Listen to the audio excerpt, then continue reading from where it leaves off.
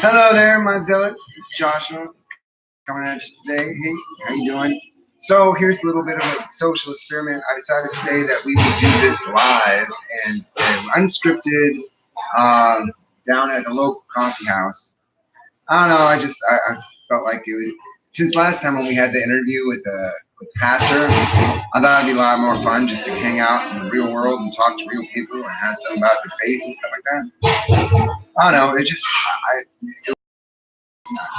But anyway, I know I'm late. I'm sorry about that. I was supposed to start at 10, but it's like 10:12. And the reason it's so late is because I just decided, I have to go out and do this. So here we are.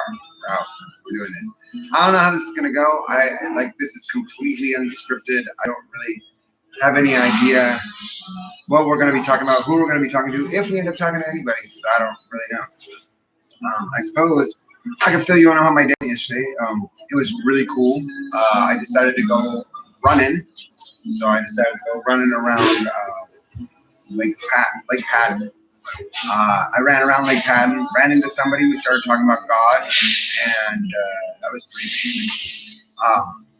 amazing. Because I talked to her before, and it was like she was with her aunt, but we started talking about other things. We were talking about the nature of good and evil. She wanted to challenge me on it because she was concerned about the concept of good versus the concept of evil. I don't know. And it was really cool. And we came to an agreement at the end. Yeah, it was definitely a good thing. Then after that, I decided to go for a walk. I decided to go for a swim. So I decided to swim across Lake Patton. And then I swam back. And then I met this cool couple. Well, actually, weren't even a couple. There were these two people. I think her name was Arbor, and his name was Lachlan. Arbor and Lachlan. And they were all about it. They were like all about everything.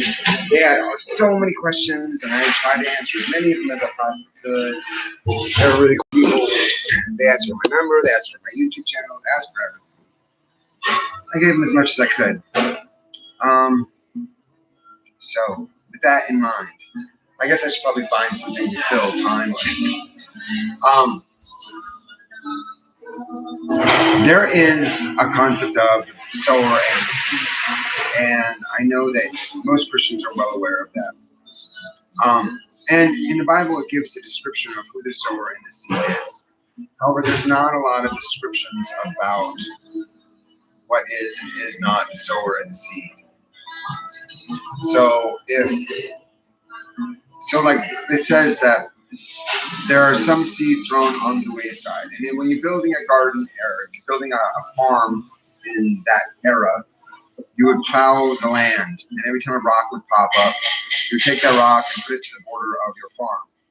And then it would build up this kind of like wall of stone as you kept going around, tilling up the soil. And then when you went to go sow your seed, you would then sow it on the good earth, but you would just kind of toss it willy-nilly. And you would only till the soil that was not near the rocks.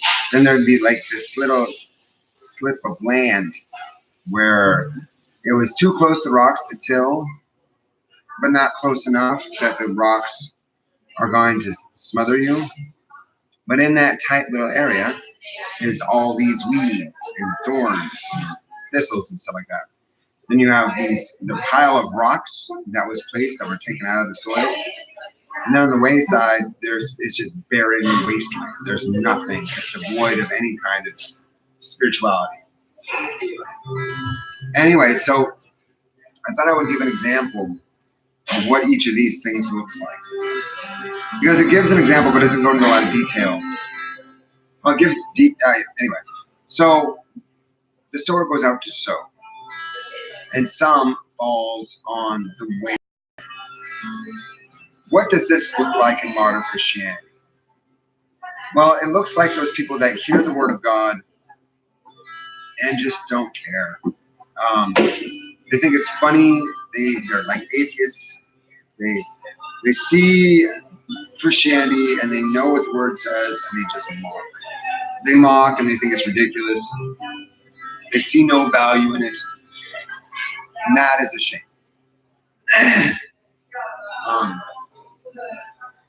They're so caught up in the world, and there is zero spirituality within it.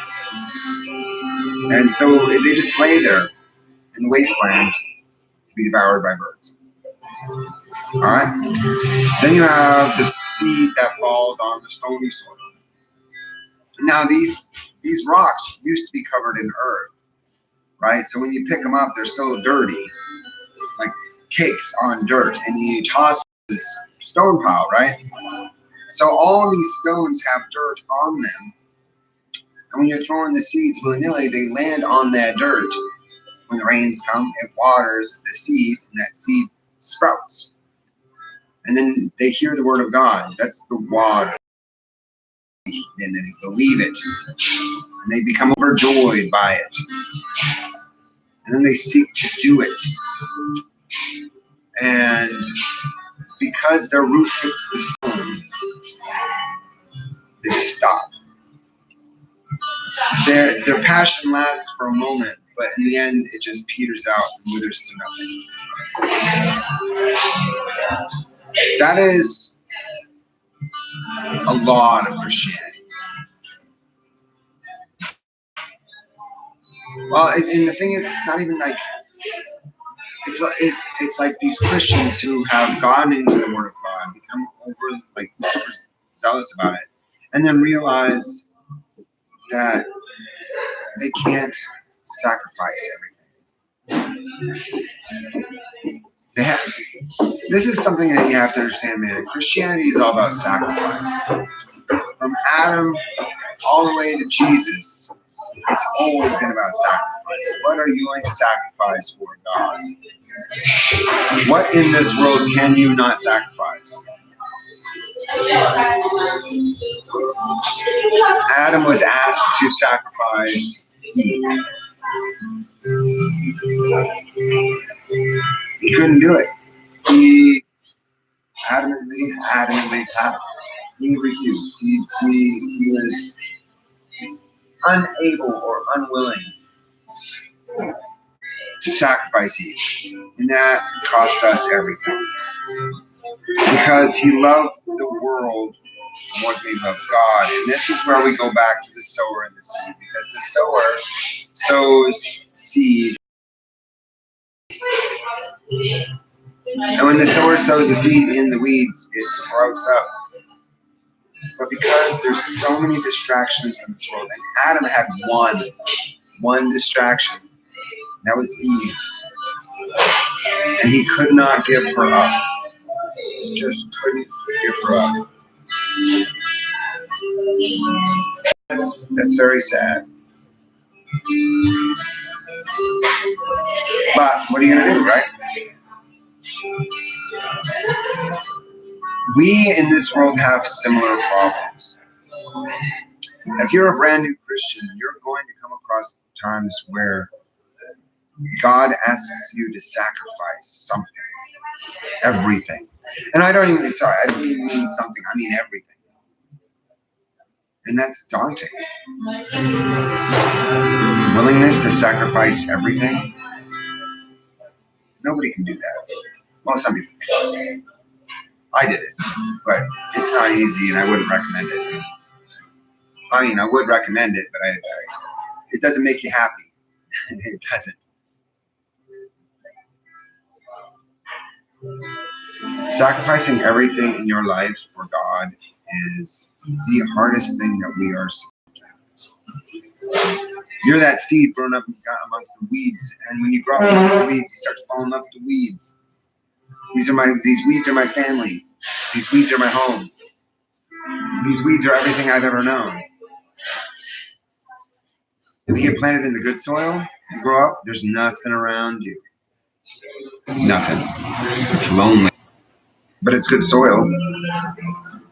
And the farmer, he will pull out every weed that tries to come up against you, as long as you let him.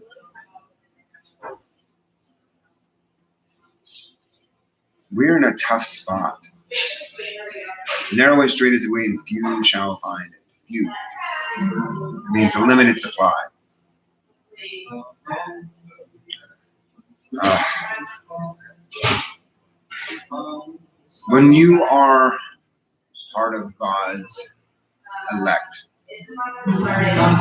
you will get persecuted. You will be hated and you will be despised for the sake of Christ.